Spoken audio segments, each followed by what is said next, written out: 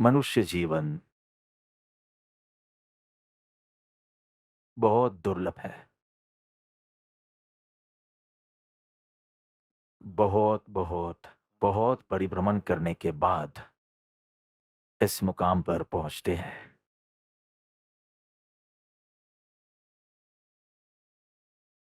दुर्लभ होने के कारण खूब सावधानी रखनी बेहद ज़रूरी है। बहुत परिभ्रमण करने के बाद प्राप्त हुआ ये दुर्लभ अवसर कहीं चूक ना जाए, बर्बाद ना हो जाए। एक व्यक्ति ने नेमी को पूछा था, "पहले तो तू बहुत बिंदास था, हैप्पी गो लकी था और अब बहुत सावधानी, सजगता, जागरूकता।" जिन्होंने उसे पहले देखा होगा, उसे बहुत अलग लगा होगा। तो उसने कुछ बहुत ही सुंदर कहा, "पहले मेरे पास खोने के लिए कुछ नहीं था और जब इस जीवन का ध्येय राजीपा हुआ है, तो अल्प दोष से भी मैं वो राजीपा गँवाऊँगा नहीं, पहले खोने को था ही क्या? कोई भी व्यसन चले, कोई भी बड़बड़ाना चले, कैसा भी बर्ताव चले, पर अब मेरे पास खोने के लिए कुछ है। आप मनुष्य बने हैं, बहुत सावधानी की ज़रूरत है। विकसित मन बुद्धि प्राप्त हुई है, विकास के लिए। किसका विकास?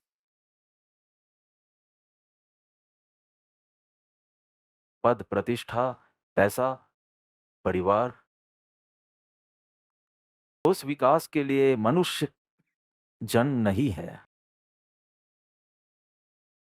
आत्म विकास के लिए, गुणों के विकास के लिए इस जन्म का उपयोग हो, इस जीवन का उपयोग हो, तो वो यथार्थ उपयोग है। आत्मा का स्वरूप जाने, उसका महिमा जाने, उससे पहले जो सुंदर दुर्लभ संजोग प्राप्त हुए हैं, उसका मूल्य जाने। भले ही आपसे भिन्न हो, परंतु इस भूमिका पर आप उनसे प्रभावित भी हैं और आप जिससे प्रभावित होकर अपना आत्म कल्याण साध सके, ऐसे सुंदर दुर्लभ संजोग आपको प्राप्त हुए हैं, उसका मूल्य जानो और आत्मशुद्धि की कमाई करो। आप देखिए, सुबह दिन शुरू होता है, आप गृहस्थ व्यवहार में हो, व्यवसाय, व्यवहार, व्यापार वगैरह। इसलिए आपका मन शुरू हो जाए, पैसा, पैसा, पैसा, पैसा। कैसे कमाएँ? नुकसान तो नहीं हुआ है ना? पैसे बिना कैसे चलेगा? ऐसे विचारों से आपका दिन शुरू होता है। जैसे-जैसे शाम होती जाती है, आपके विचारों में पैसे की जगह शांति आने लगती है। शांति कैसे प्राप्त हो? दिन शुरू होता है पैसे के विचार से, पर दिन खत्म होने पर उसकी जगह शांति के विचार आते हैं। ये भाग-दौड़ करता हूँ, शांति चाहिए। फिर शांति का जो उपाय आपको सूझे, वो टेलीविज़न देखूँ ऐसा सूझे, सत्साधन करूँ ऐसा सूझे, सर्वसंग परित्याग करूँ ऐसा सूझे, जो भी सूझे। पर दिन शुरू होता है पैसों के विचार से, पर ढलता है शांति के विचार से। अमेरिका में एक जगह एक व्यक्ति से बात कर रहा था। मैंने पूछा, मृत्यु और मोक्ष में क्या अंतर है? पहली बार मिल रहा था उस व्यक्ति से, पहली मुलाकात थी। मैंने कहा, हमारा संबंध इस प्रश्न से शुरू करते हैं, प्रश्न के उत्तर से। मृत्यु और मोक्ष में क्या अंतर है? उसे पता नहीं था, इसलिए या विनय रखने के लिए उसने कहा, आप ही बताइए। इसलिए मैंने कहा,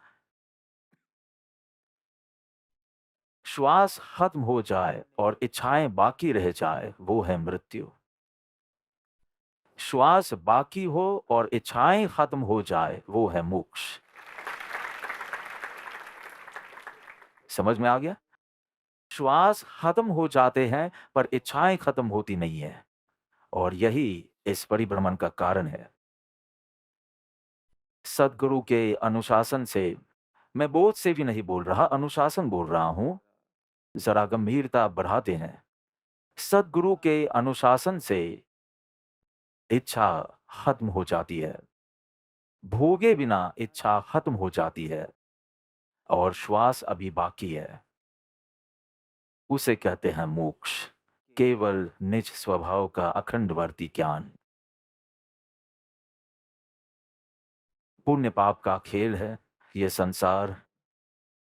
यदि तत्व दृष्टि से हर एक प्रसंग को देखे, भक्ति की दृष्टि से तो कल सुना हमने, सिर्फ गुरु इंसिडेंसेस, कोई कोइंसिडेंसेस नहीं। तत्व दृष्टि से देखने से पूरा पाप पुण्य का खेल है। पुण्य का उदय है तो आपकी गलतियां भी हंसने में उड़ा दी जाएगी, गलतियां भी हंसने में उड़ा दी जाएगी। पाप का उदय है तो आपके हास्य में से भी गलतियां निकाली जाएगी। हमने किसी ना किसी प्रसंग पर इसका अनुभव किया है। कभी बड़ी गलती हो जाए तो ऐसा हो जाता है, ऐसे करके आपकी गलतियां भी हंसने में निकाल देते हैं, बड़ी हो तो भी। और पाप का उदय है, हम हंसे तो उसमें से भी गलतियां निकालते हैं। कैसे हो? कैसे हो पूछा तो बोलते, क्यों, मेरा क्या बुरा हुआ है? ऐसा क्यों पूछा? आपने यदि नहीं पूछा तो कैसे हो भी नहीं पूछा। ऐसा अनुभव हुआ है कि नहीं? एक तरफ पाप पुण्य का खेल और दूसरी तरफ मोह का खेल। बाहर पाप पुण्य का खेल और भीतर आपके मोह की कैसी स्थिति है। कई बार आपको सब नेगेटिव नेगेटिव ही लगता है, और कई बार आपको सब कुछ सही लगता है। अब बस विराम पाम और मोक्ष की ओर प्रयाण कर, ऐसी ही आवाज भीतर से आती है। पर कितना इस पाप पुण्य से प्रभावित होकर कब तक इस झूले में घूमते रहेंगे, ऊपर नीचे ऊपर नीचे। एक बार आपने जान लिया कि ये सब पाप पुण्य का खेल है, तो दो चीजें जीवन में से चली जाएंगी, एक अहंकार और एक डिप्रेशन। क्योंकि अहंकार होगा तो कहेंगे कि ये तो पुण्य का खेल है भाई, इतनी बड़ी गलती भी हंसने में निकाल दी, कोई शिक्षा नहीं दी, कोई निंदा नहीं, कुछ नहीं, ये पुण्य का उदय है और दूसरा कुछ नहीं। कभी पाप का उदय समझे तो निराशा भी नहीं होगी, सब कुछ पास हो जाने दे। नदी बहती रहती है क्योंकि वो कभी रुकती नहीं। उसके रुकने के तो कई स्थल हैं, और हमारी चित्त धारा के भी रुकने के कई कई कारण हैं। तो भी नदी बहती रहती है, जीवन को भी बहने दे। जहां जहां आसक्ति हुई, वस्तु, व्यक्ति, परिस्थिति, वहां वहां आपका जीवन अटक गया। जैसे ही जीवन रुकता है, नेगेटिव भावनाएं उत्पन्न होती हैं। पहले तो तू गांठ बांध, गांठ बांधोगे तो सिलाई सही से होगी। गांठ बांध अर्थात तत्व निर्णय कर। हवा में उड़ सकते हैं लेकिन घोंसला नहीं बना सकते।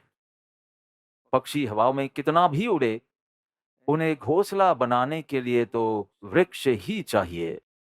और तुम कितना भी पद, लक्ष्मी, अधिकार, परिवार के पीछे भागो, तुम्हें घोंसला बनाने के लिए श्री गुरु के चरण कमल ही चाहिए। सुख, शांति, समाधि के लिए तुम्हें उस परम पुरुष का सानिध्य ही चाहिए। ठीक है? हवा में घोंसला नहीं बना सकते, और संसार में समाधि भाव में आप स्थिर रह सकोगे नहीं। स्थिर एक श्री सद्गुरु देव हो, ये टेक अंतर में रखूं। भले ही भागो सबके पीछे, खूब उत्साह से भागो, चाइना जाना, इधर जाना है, उधर जाना है, पर जब तक गुरु का राजीपा नहीं मिले, समाधि नहीं मिलेगी।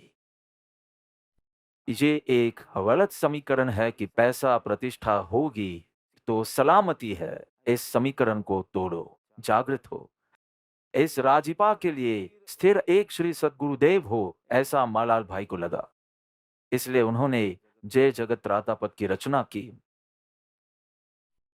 तो यह गांठ बांधने के बाद स्व संशोधन शुरू होता है। जैन धर्म में हमारा जन्म हुआ है, तो इसलिए अहिंसा के कई संस्कार तो शायद विचार पूर्वक भी नहीं है। हमारी संस्कृति, हमारी आदत है कि कोई जीव मरे नहीं, उसका ध्यान रखे। कैसे भी क्रोध के आवेश में भी वचन से हमसे हो जाए तो भी काया से तो उसकी मृत्यु हो जाए, ऐसा तो हमें ख्याल भी नहीं आता।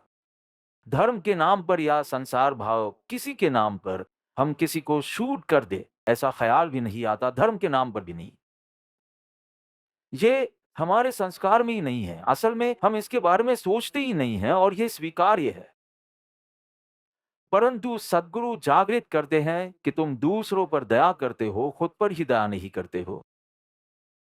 विषम भाव में घंटों तक आत्मा को रखकर तुमने खुद पर ही दया नहीं की। यदि दया का गुण होता तो ये दया की आदत है। यदि दया का गुण होता तो स्व प्रत्यय भी रहता। बाल बढ़ते हैं, आप उन्हें काटते हैं। हर महीने, कोई 1.5 महीने तो कोई 2 महीने कटवाते होंगे, कोई 15-15 दिन में कटवाते होंगे। नाखून बढ़ते हैं, इस तरफ बोल रहा हूं मैं, इस तरफ तो पेंट कर देते हैं। नाखून बढ़ते हैं, आप काट देते हो। बाल बढ़ते हैं, आप काट देते हो। विषय कषाय बढ़ते हैं, आप काटते नहीं हो। चूंकि वो विषय परिणाम, वो कषाय परिणाम आपको नाखून या बाल जितने तुच्छ लगे नहीं है, नहीं तो आप तुरंत ही काट देते। इसमें मेरी आत्मा का नुकसान है। क्षण क्षण भयंकर भाव मरने, क्यों? क्यों? अभी भी मग्न रहते हो। कोशिश करे और सिद्धि न मिले ये तो समझ में आता है, पर उस तरफ का प्रयत्न ही नहीं हो रहा है, क्योंकि वो इतना तुच्छ लगा नहीं है। जीवन स्वच्छंदी बन गया है। अपने मूड के अनुसार जीना, सब नियंत्रण होने के बावजूद, सब समझ होने के बावजूद, सब नियंत्रण अपने हाथ में होने के बावजूद, एक्सेलरेटर, ब्रेक सब ड्राइविंग सीट पर होने के बावजूद भी मूड के हिसाब से जीना ही तुम्हें पसंद है। यथार्थ यानी कि जिन आज्ञा गुरु आज्ञा अनुसार, वो अनुशासन अभी जीवन में आया नहीं है। इस अध्ययन में प्रवेश करने से पहले जानिए कि ये अध्ययन क्यों इतना महत्वपूर्ण है। मूड के हिसाब से मतलब मात्र शरीर और उसमें भी ज्यादा मन को जिससे लाभ होता है, वही करने के लिए हम प्रेरित होते हैं। आत्मा का नुकसान दिखता नहीं है, मन का दिखता है। मेरी ये इच्छा है जो पूरी नहीं हो रही, मैं अपसेट हूं, मैं दुखी हूं, ये आपको दिखता है। परंतु ये इच्छा पूरी होगी तो आत्मा को दुर्गति प्राप्त होगी, ऐसा आत्मा का नुकसान दिखाई नहीं देता। इसलिए बार बार तुच्छ चीजों में विकल्प करते हैं। अरे, शास्त्र परम श्रुत है।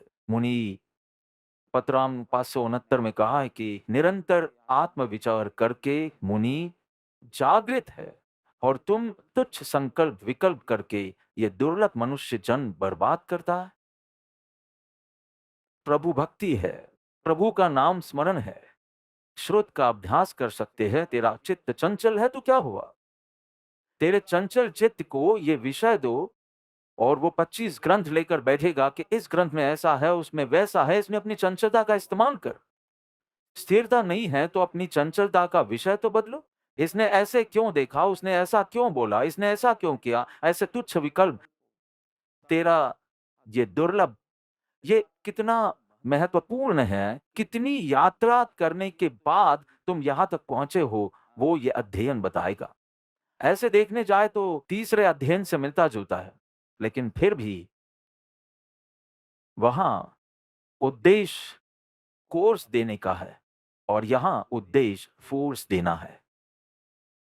जैसे-जैसे आपको पता चलेगा कि श्रवण, श्रद्धा, संयम ये कोर्स जो वहाँ दिया था चतुरंगी अध्ययन में, उसका सामान्य उल्लेख यहाँ पर भी होगा, सिर्फ़ 3 श्लोक में। परंतु उद्देश्य समयम गोयम मापमाय। स्वच्छंदी जीवन है। अरे!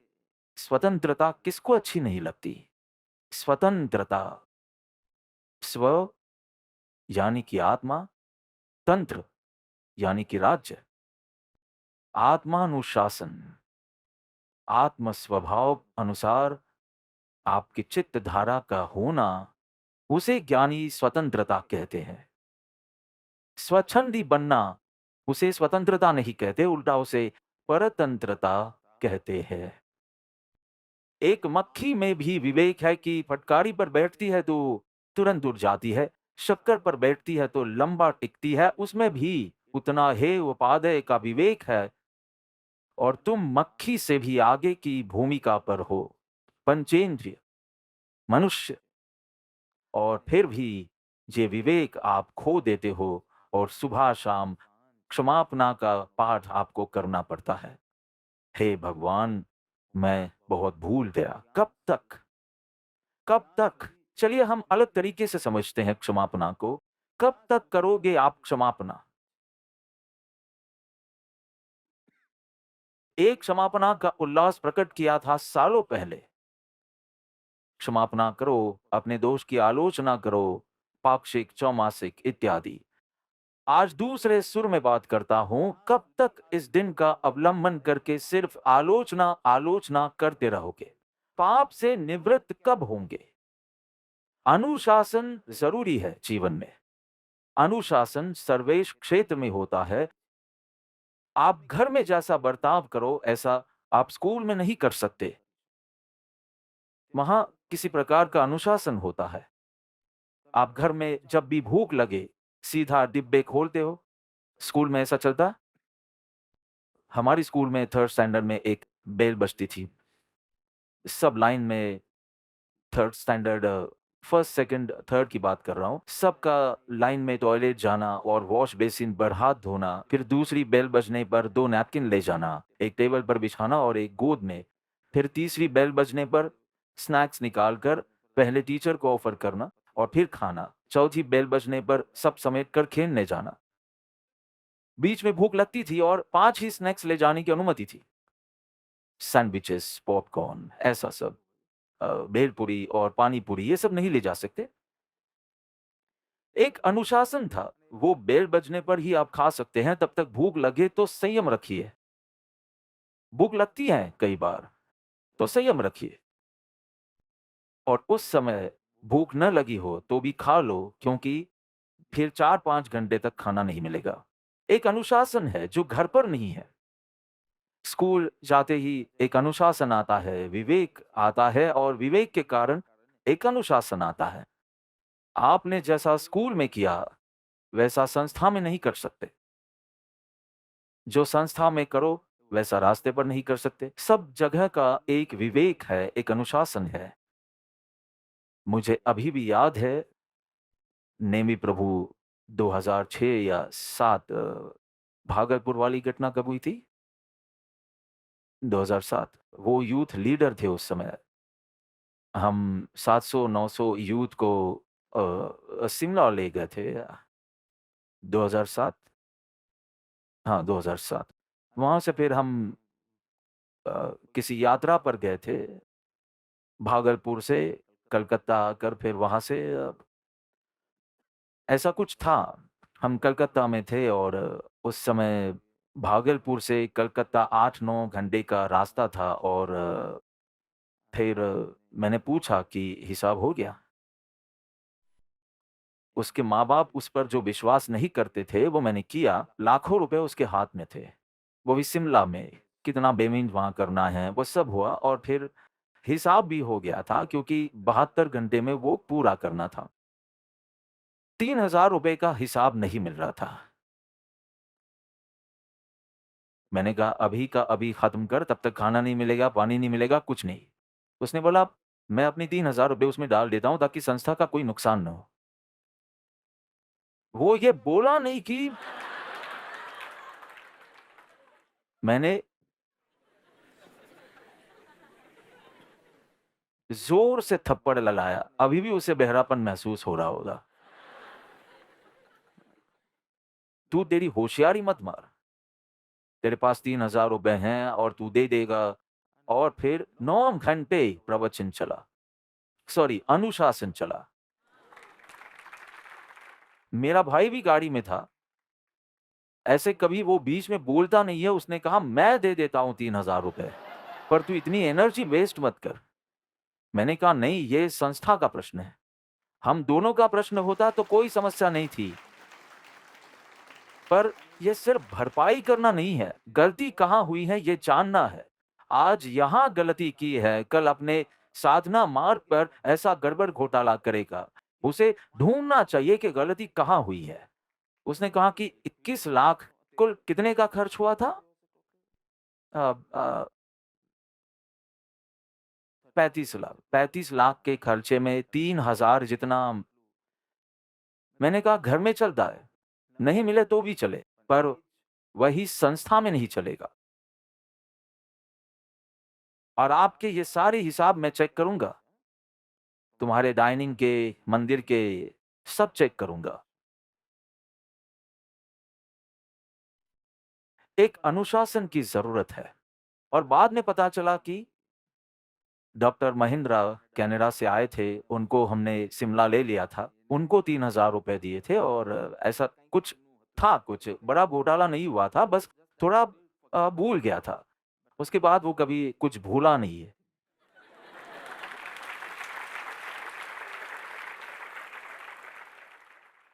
मेरा आशय ये है कि अनुशासन हर क्षेत्र का, हर प्रसंग में भिन्न-भिन्न होता है। तो आप सिर्फ अपने मूड के अनुसार जीवन नहीं जी सकते। आप यहाँ हैं तो आपका इतना कठोर अनुशासन होना चाहिए।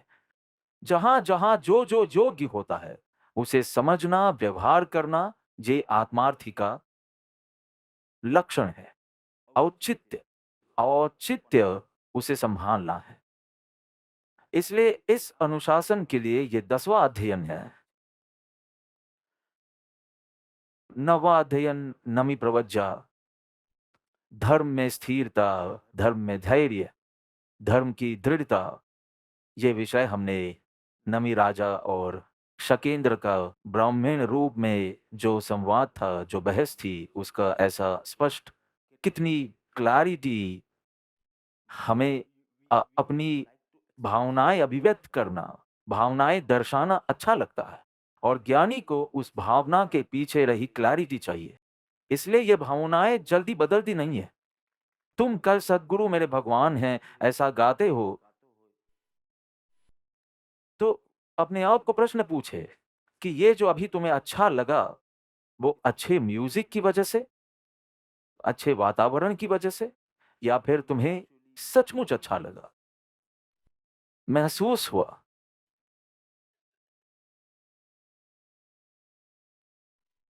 फ़ोन पर उसे पीआर का बहुत काम आता है। कुर्सी पर बैठे-बैठे सबको फ़ोन करता है, कैसे हो? क्या चल रहा है? और मैं सामने बैठकर अपना स्वाध्याय करता हूँ, पर सुनाई तो देता है ना?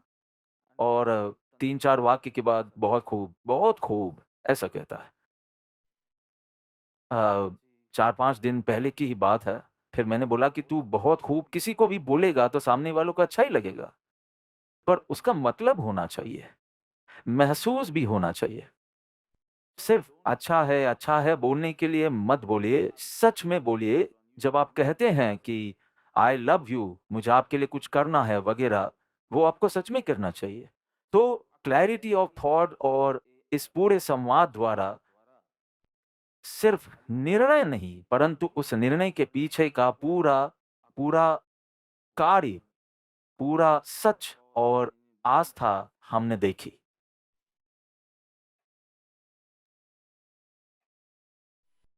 इस धर्म की दृढ़ता, स्थिरता, धैर्य आता है अनुशासन, शिक्षा से। अब शिक्षा के 3 अर्थ हो सकते हैं। शिक्षा यानी टीचिंग, शिक्षा यानी ट्रेनिंग, शिक्षा यानी पनिशमेंट। अनेक तरीके से सद्गुरु द्वारा अनुशासन, टीचिंग और ट्रेनिंग, थियरी और प्रैक्टिकल द्वारा ये अनुशासन हमारे जीवन में लाते हैं। पहले विवेक की समझ, विवेक की अनिवार्यता और फिर अनुशासन जीवन में आता है, यानी कि बुद्धि का प्रयोग करना। और इसीलिए इस 10वें अध्ययन में एक सद्गुरु एक सुशिष्य के आत्मा का अनुशासन करते हैं। प्रभु वीर गौतम स्वामी का अनुशासन। सुधर्मा स्वामी जम्बू स्वामी से कहते हैं कि इस तरह से प्रभु वीर ने गुरु गौतम, श्री गौतम स्वामी का अनुशासन करने, अनुशासन की प्रेरणा के लिए इस प्रकार का बोध दिया था। इसलिए माध्यम तो गौतम है, संबोधन भी गौतम को ही है, परंतु समझना सभी को है, प्रतिबोध किया सर्व को है।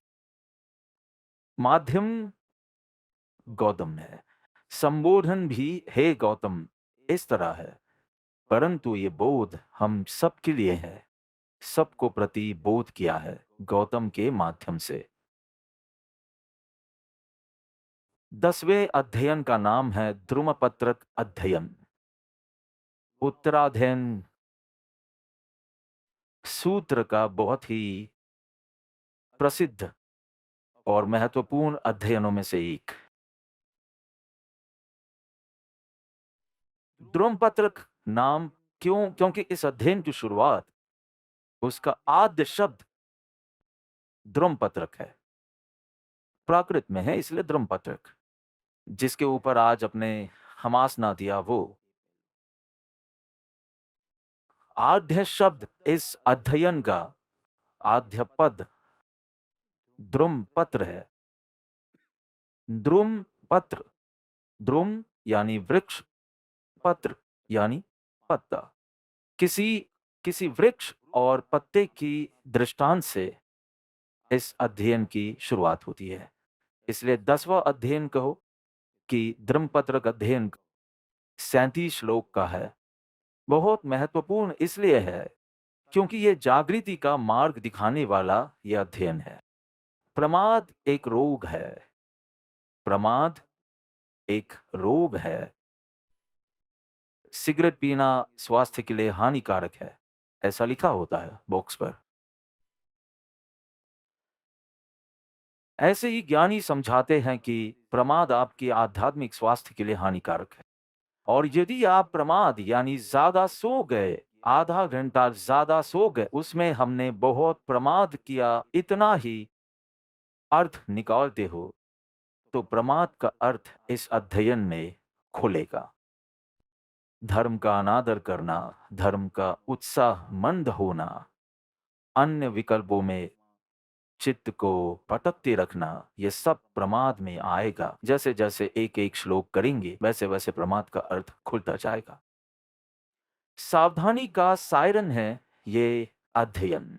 मैंने सालों पहले इसका अध्ययन किया था, साल 85-86 में पहली बार किया था। मेरी नोट्स में मैंने लिखा था सावधानी का सायरन, अर्थात 10वां अध्ययन। इस बार देख रहा था, अरे वाह, सावधानी का सायरन बजाएंगे। काफी फोर्स बढ़ेगा प्रमाद त्याग का, कोई नया नित्य कर्म नहीं बढ़ेगा, और फिर भी जिस प्रकार जीवन जिया अब तक वैसे नहीं जी पाएंगे। जागो, उठो, तब तक मत रुको जब तक लक्ष्य प्राप्त न हो जाए। है तो उपनिषद का सूत्र, पर ये प्रसिद्ध है विवेकानंद के सूत्र से। जागो उठो, तब तक मत रुको जब तक लक्ष्य प्राप्त न हो जाए। अंतर मन को जागृत करने वाला अंतर मन को जागृत करने वाला गंभीर बोध इस अध्ययन में रहा है। अप्रमादी होने का अथवा तो प्रमाद त्याग करने का बोध इस 10वें अध्ययन में है। तो इसके विषय के बारे में थोड़ा समझकर फिर प्रवेश करेंगे। 37 श्लोक 37। पहले 30 श्लोक। दुर्लभ ऐसा मनुष्य जीवन क्षणिक है और अनेक विघ्नों वाला है। ये बात करके 2 दृष्टांत दिए गए हैं। ऐसे कुल 3 श्लोक, पहले में दृष्टांत, दूसरे में दृष्टांत, तीसरे में बोध। ऐसे 3 श्लोक हैं। तुझे जो प्राप्त हुआ है वो अनित्य है और अस्थिर भी है, दुर्लभ है। और दुर्लभ प्लस अनित्य, अस्थिर, ये दोनों जानेंगे तभी सदुपयोग करने का सूझेगा। अनलिमिटेड हो तो पोस्टपोन कर सकते हैं, दुर्लभ न हो तो भी प्रमाद कर सकते हैं, पर दुर्लभ भी हो और अनित्य और अस्थिर हो तो आपको प्रमाद नहीं करना चाहिए। पहले 3 श्लोक में ये बात है। फिर चौथे से 15वें श्लोक तक, चौथे श्लोक से 15वें तक जब दोपहर का विषय बनेगा। पर यहां तक पहुंचने से पहले आपने कितना और कैसा परिभ्रमण किया, आपका करोड़ों वर्षों का इतिहास, आपका करोड़ों वर्षों का भूतकाल पूरा चौथे से 15वें श्लोक में है। आप यहां तक पहुंचे, उतने में कितना सारा काम हो गया, आपकी कितनी प्रगति हुई है यहां तक पहुंचने में। फिर 16वें और 17वें श्लोक में यहां तक आप पहुंचे, मनुष्य अवतार तक, लेकिन अनुकूल वातावरण और साधनों और उपकरणों के अभाव से आपका विकास नहीं हो पाया। ऐसा कितनी बार हुआ। अनार्यत्व, पंचेंद्रिय की पूर्णता नहीं, इत्यादि, ये सब उपकरण है, साधन है। आत्मविकास के लिए भी ये जरूरी है। ये आपको नहीं मिला, मनुष्य अवतार मिला, पर ये सब नहीं मिला। फिर 18, 19 और 20, 3 श्लोक में बहिरंग सब जो बेस्ट और जरूरी है वो सब मिला, परंतु अंतरंग पुरुषार्थ ही नहीं हुआ। ये विषय पर 30 श्लोक हैं। बहिरंग सब कुछ, मतलब इससे ज्यादा कुछ नहीं चाहिए। मोक्ष के लिए जो भी साधन, उपकरण, वातावरण आदि चाहिए, अब अंतरंग पुरुषार्थ, इनर वर्क, उसके श्लोक है। रात का विषय है। अचानक टर्न लेके 21 से 27 के श्लोक में इंद्रिय शक्ति धीरे धीरे क्षीण होती जाएगी और रोगों का उद्भव कहाँ से होगा ये पता नहीं चलेगा। इसलिए हे जीव, अभी कर तू ये सारा पुरुषार्थ, जो अंतरंग पुरुषार्थ की हमने बात की वो अभी कर, नहीं कि 2 साल के बाद। कोई प्लानिंग नहीं, नो प्लानिंग। यदि प्रेमार्पित प्लान करेंगे तो वो बेवकूफ है। अभी वे प्लान नहीं कर सकते, उन्हें बस करना है। सब अधूरा छोड़कर मोक्ष मार्ग पर अब भागना पड़ेगा। आप प्लान नहीं कर सकते। यदि आप सर्वार्पित हो और प्लान करते हो तो भी मैं आपको कमजोर समझूंगा। यदि आप सर्वार्पित हो और प्लानिंग करते हो तो फिर मैं आपका प्लानिंग चेक करूंगा। पर यदि आप प्रेमार्पित हो और फिर भी प्लानिंग करते हो, वो हांगकांग वाले भैया, किरीट भैया, आप कब आए? मंगलवार या बुधवार को? हाँ, बुधवार को सुबह। उससे कहा, बाबा, बिना शिविर के दिनों का मजा 10 गुना है शिविर से। उसकी वीडियो निकालकर प्रेमार्पित में एक बार दिखाइए कि कैसे उन्हें सिर्फ शिविर का आकर्षण है। ऐसा नहीं है कि ज्ञान से कुछ होगा। साधना के लिए आपको वो फोर्स चाहिए। आप तो कल दोपहर को, कल तो वैसे जल्दी पूरा हो जाएगा, जैसे हर बार 1:30 बजता था वैसा नहीं होगा, और भावोगे सब बस। अब और कुछ नहीं है ना, है क्या? फिर कुछ लोग पूछेंगे कि सोमवार सुबह को साहब का उद्घोष है, तो इस बार रुक जाते हैं। क्या उद्घोष ही आपकी साधना है? इस वातावरण में रहना, खुद से बातें करना, आत्मनिरीक्षण करना, आगे बढ़ना, चिंतन मनन करना, ध्यान करना, ये सब जरूरी है, सिर्फ उद्घोष नहीं। आप विपरीत निमित्त में जाने की धमाल क्यों कर रहे हो? तो उसने कहा कि बाबा आप तो ऐसी-ऐसी बातें करते हैं कि हम तो चौंक गए। उसने कहा कि हम हांगकांग में डाइनिंग टेबल पर बैठकर भी सत्संग करते हैं, पर बॉम्बे का जीवन बहुत फास्ट है, तो हमें एक्चुअली शिफ्ट होना है कि हम वही रहे। हम वहाँ भोजन करते समय भी सत्संग करते हैं, परंतु यहाँ तो एवरीथिंग इज़ लॉस्ट। यानी यदि हम आएँगे, तो सीधा यही आएँगे, वरना वही सही है। आपके शहर का इस तरह अपमान कैसे हो सकता है? आपको बदलना होगा। अब कोई वहाँ से आकर कहे कि मुंबई वालों के साथ रहकर बहुत उत्थान होता है, ऐसा उसे कहना चाहिए। तो उसे मुंबई आ जाने का मन करेगा, परंतु उसे मुंबई तो आना ही नहीं है। और आप अभी 1.5-2 साल और लगाएँगी बनाने में स्काई विला और स्टेप टेरेस और ये सब, 1 साल में हो जाएगा? 1 साल में हो जाएगा।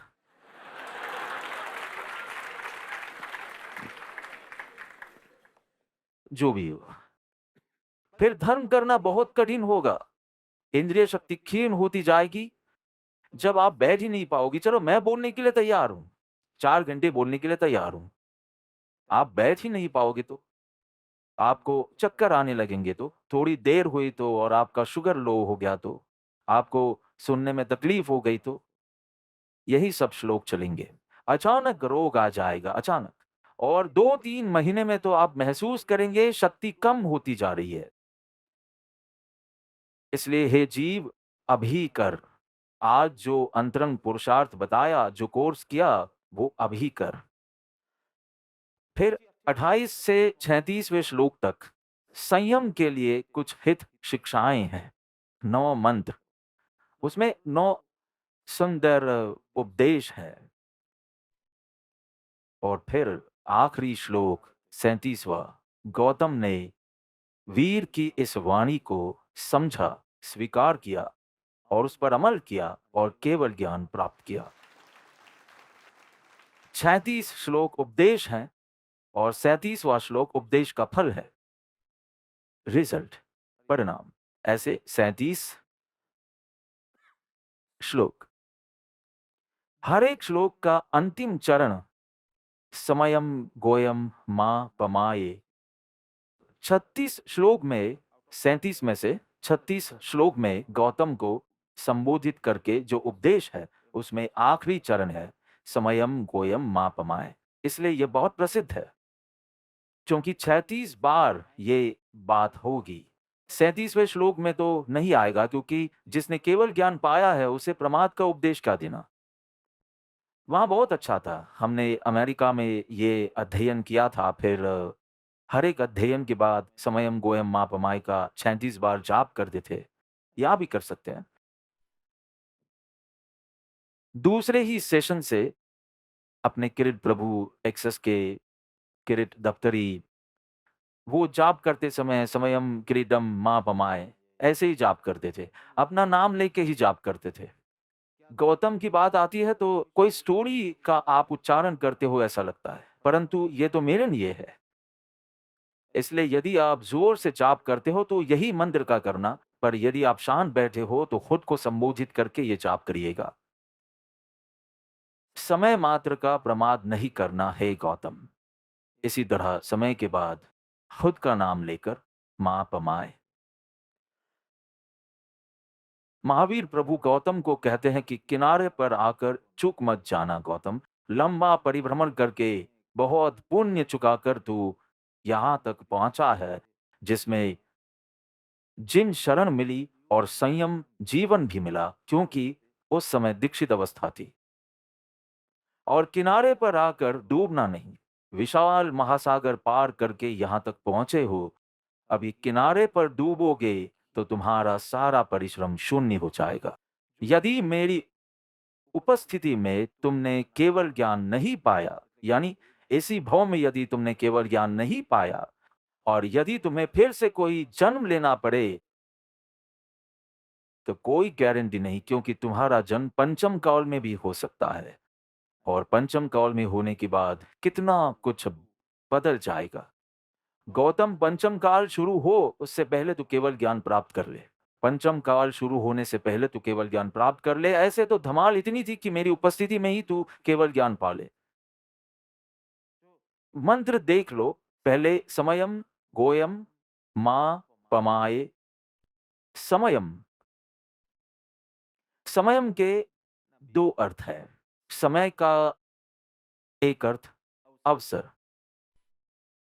चांस पे डांस कर ले, उचित अवसर मिला है, तू देव गति में था तभी समय आया है, ऐसा नहीं कह सकते क्योंकि वहां श्रद्धा तक पहुंच सकते हैं, संयम तक नहीं। और अभी तो तूने संयम भी लिया है। मनुष्य अवतार, श्रवण, श्रद्धा, संयम, ये सब हो गया। अब चारित्र की सिर्फ पूर्णता करनी है। शुरुआत तो हो गई है पर पूर्णता अभी बाकी है, इसलिए 36 बार परिचोयना की है। चारों चीज कंप्लीट है। मनुष्य अवतार, श्रवण, श्रद्धा, संयम। सिर्फ संयम की पूर्णता नहीं है, इसलिए 36 बार कहते हैं। एक ही चीज के लिए कोई आपको 36 बार बोले तो आप ऊब जाएंगे। एक ही दोष के लिए आपको 36 बार वही वही वही बोला जाए तो गौतम उस हित शिक्षा को सुनकर क्या करता है वो 37वें श्लोक में आएगा। तो समयम का एक अर्थ है अवसर। समय का दूसरा अर्थ है unit of time. Unit of time, समय यानी एक पुद्गल परमाणु एक आकाश प्रदेश से जुड़े हुए दूसरे आकाश प्रदेश तक ट्रैवल करने के लिए जितना समय लगेगा उसे एक समय कहते हैं। एक पुद्गल परमाणु को आकाश प्रदेश, असंख्य आकाश प्रदेश हैं। एक आकाश प्रदेश से दूसरे उससे जुड़े हुए आकाश प्रदेश, यानी यहाँ का और न्यूयॉर्क का ऐसा नहीं, बाजू में जुड़ा हुआ है वो आकाश प्रदेश। मिनिमम स्पीड से जाने में जितना समय लगे उसे एक समय कहते हैं। चलो ये नहीं समझ में आया तो दूसरे तरीके से समझ लो। एक बार आंख झपकने में, एक बार आंख झपकने में असंख्य समय बीत जाते हैं।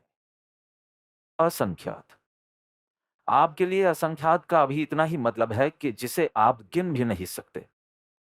आपका कैलकुलेटर जिसको कैलकुलेट न कर सके उतना समय एक बार आंख झपकने में बीत गया। ये समझाने का कारण, गौतम प्रमाद मत कर, कितना समय मात्र का प्रमाद मत करना है गौतम। आप विचार करते हैं कि कितनी सूक्ष्मता वीर में, गौतम में आई होगी कि अभी जो वो बात कर रहे हैं वो समय की बात कर रहे हैं। सेकंड्स, मिनट्स, घंटे, दिन, वर्ष की बात नहीं कर रहे हैं। सेकंड्स की भी बात नहीं कर रहे हैं। समय की गणना हो रही है, क्योंकि अभी ऐसी भूमिका पर है गौतम कि कभी भी श्रेणी पकड़ेगा। कौन सी? ओक्षम नहीं, कभी भी क्षपक श्रेणी। और श्रेणी पकड़ते वक्त जो अभी भीतर कचरा बचा होगा तो एक बार चढ़ तो जाएगा, क्योंकि अध्यवसाय की जैसी स्थिरता, स्थिरता आने से सीधी श्रेणी पकड़ेगा और 11 के अंक पर गिरेगा। कौन से गुरु को ऐसा लगेगा कि अपना शिष्य आगे जाकर गिरे? ऐसे कौन से गुरु को? यानी कि समय मात्र का प्रमाद मत करना। समयम के दो अर्थ हुए अवसर और यूनिट ऑफ टाइम। गोयम, समयम, गोयम। गोयम के दो अर्थ है। गो यम, गो यानी इंद्रियां और यम यानी संयम। जो इंद्रियों को संयम में रखना चाहता है अथवा तो जो इंद्रियों को संयम में रखता है जो चाहता हो या कर सकता हो। इसलिए इंद्रियों के द्वारा जो उपयोग बाहर भटकता है, उसके बदले इंद्रियां बाहर रहे और उपयोग उसके भीतर रहे, इंद्रियों के बाहर नहीं। ऐसा चाहने वाला साधक वो गोयम, उस पर से गोपाल, गौ का पालन करने वाला। गो का एक अर्थ गाय है और गो का दूसरा अर्थ इंद्रियां, इंद्रियों की रक्षा करने वाला। इंद्रियों द्वारा उपयोग बाहर भटके नहीं, स्खलित न हो, उसकी जागृति जिसमें है वो गोपाल। इसलिए गोयम का एक अर्थ तो मुमुक्षु या साधक जीव होगा, चाहने वाला या जो कर सकता है वो। और दूसरा अर्थ गुरु Gautam Swami, the most romantic story in Jain history. Gautam लोकोत्तर प्रेम को इस भाव में कैसे लोकोत्तर बनाते हैं। वाद के समय और कई सारे प्रसंग पर गुरु गौतम स्वामी की कथा हम जानते हैं। वीर निर्वाण तक ये एक जो बाकी रह गया, वीर का राग नहीं छोड़ पाया। देखिए, रोमांटिक अफेयर होना चाहिए, ऐसा बोलने में मुझे बिल्कुल डर नहीं है, क्योंकि ऐसा मैंने परंपराचार्यों से ही सीखा है। गौतम स्वामी से सीखे, रोमांटिक अफेयर होना चाहिए और उसमें कहीं शरीर तो इन्वॉल्व नहीं है, इसलिए लिंग आदि का कोई प्रश्न नहीं है, पर रोमांटिक अफेयर। फिर मुझे शंका हुई कि शायद गौतम को मैंने गलत समझा हो, तो फिर मैंने जाकर आनंद घन जी को पूछा कि यदि हम श्योर नहीं है, समझो मैंने आपको कुछ कहा, यदि आप श्योर नहीं है तो आप अपूर्व के पास या राजू के पास जाकर पूछेंगे कि ऐसे ही साहब ने बोला था ना। ऐसे ही मैंने कहा मैं श्योर नहीं हूं, फिर कुछ उल्टा सुल्टा ना हो जाए। इसलिए मैं आनंदगंज जी महाराज से, उस समय वही नजदीक थे, तो मैंने उनसे पूछा कि किस प्रकार का व्यवहार होना चाहिए। तो उन्होंने कहा कि ऋषभ जिनेश्वर प्रीतम मारो।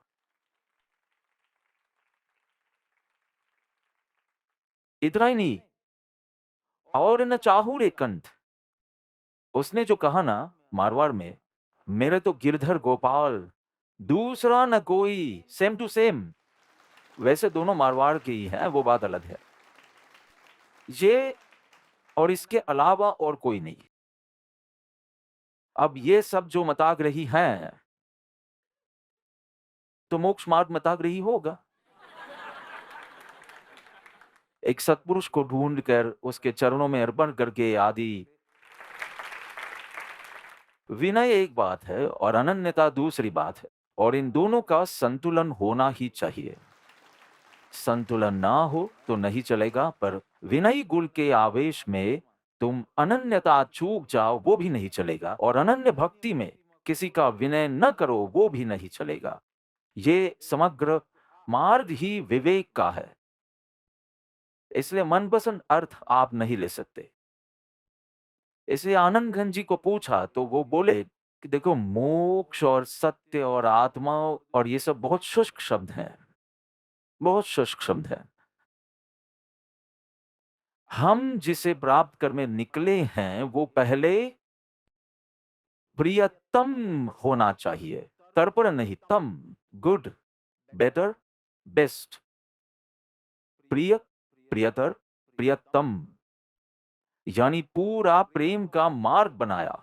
कृपालु देव ने नहीं किया है ऐसा। तो आपने कल बोला था कि अरे आनंदगंज जी महाराज ने ऐसा कहा है कि मैं कोई अंगूठी की खोज में नहीं हूं, मैं प्रियतम की खोज में हूं।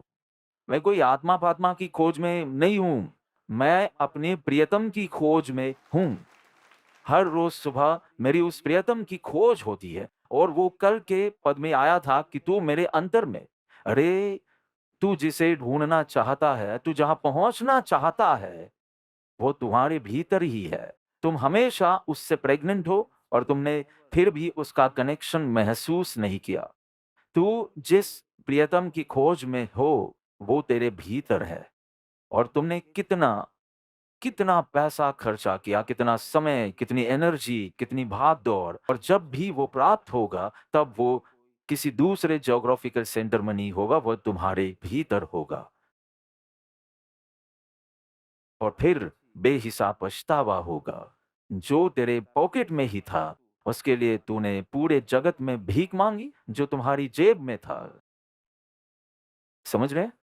तो इसलिए टेम्पररी तो टेम्पररी ही सही, अनुष्ठान थोड़ा हमने बदला है। सद्गुरुदेव मुझे प्रिय हो, ये जय हो ज़रा शुष्क लग रहा था, तो अब प्रिय हो स्टार्ट किया है, और प्रिय हो में कुछ भीतर फिर से जागृत हो रहा था। ये कितना समय चलेगा, वो तो मुझे पता नहीं है, क्योंकि ये टेम्पररी अनुष्ठान ही है। फिर वापस मैं उसको चेंज करूँगा, तब अवेयरनेस का टेस्ट होगा। अभी तो प्रेम बढ़ाना है। परंतु ये बोलते समय तूने अनुष्ठान किया, पर ये तुझे प्रिय है कि नहीं? जो प्रिय था, वो प्रियतर हुआ कि नहीं? वो प्रियतम हुआ कि नहीं? उसका चेकिंग करके उसका उत्तर देकर फिर हॉल से बाहर जा। इसलिए 3 बार उसका उच्चारण करने से फिर ये सब सुनना एक बात है, और ये प्रिय लगना दूसरी बात है। समझने में और हाँ बोलने में और तालियाँ बजाने में कुछ नहीं चाहता, परंतु ये प्रिय लगने के लिए वासना को वैराग में बदलना पड़ेगा आपको, तभी ये प्रिय लगेगा। इसलिए भयंकर है ये। सुनना और तालियाँ बजाने के लिए मात्र ज्ञान का क्षयोपशम थोड़ा ज़रूरी है। थोड़ा गुजराती आना चाहिए, थोड़ा ये वो वगैरह-वगैरह। परंतु वो प्रिय लगे उसके लिए मोह के क्षयोपशम की ज़रूरत है। यहाँ आपको ज्ञानावर्णीय से लड़ना पड़ेगा, पर प्रिय लगने के लिए आपको मोहनीय से लड़ना पड़ेगा। तो समयम गोयम मा पमाए। आहाहा! तब का गौतम, यानी कि 2014 जनवरी का गौतम, वेद पाठी, कर्मकांडी, वेरी वेरी फेमस, अज्ञानी। आत्मा है कि नहीं उसकी शंका जिसको हो, उसे तो अज्ञानी ही कहेंगे ना। उसका ग्रुप कितना भी बड़ा हो, मैं उसकी बात कर रहा हूँ। शिष्य कितने भी हो, मैं उसकी बात नहीं कर रहा, मैं उसकी बात कर रहा हूँ। जिसको आत्मा है कि नहीं उसकी शंका है। अज्ञानी, अहंकारी। देवों को जाते देखकर पूछा कि मूर्खों कहाँ जा रहे हो? जो है सब यही है, आप कहाँ जा रहे हो? तो कहा हम तो सर्वज्ञ भगवान वीर का समवसरण रचा है, वहां जा रहे हैं। मूर्ख है। ऐसा अहंकारी, अज्ञानी, अहंकारी, द्वेषी। जल्दी जाओ, हराऊं, पटकूं। ऐसा था 2014 की जनवरी का गौतम, इंद्रभूति गौतम। और आज का गौतम देखिए, गणधर बने, दीक्षा ग्रहण की, गणधर बने। कल जब जब मेडिटेशन चल रहा था, उस श्लोक का उसके अंदर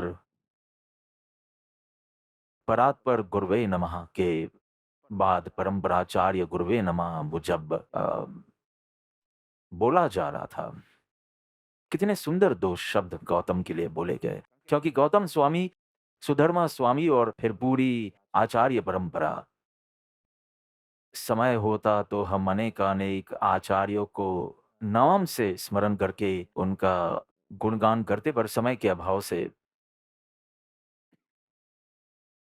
ज्ञान गरीबी ऐसा शब्द बोला गया।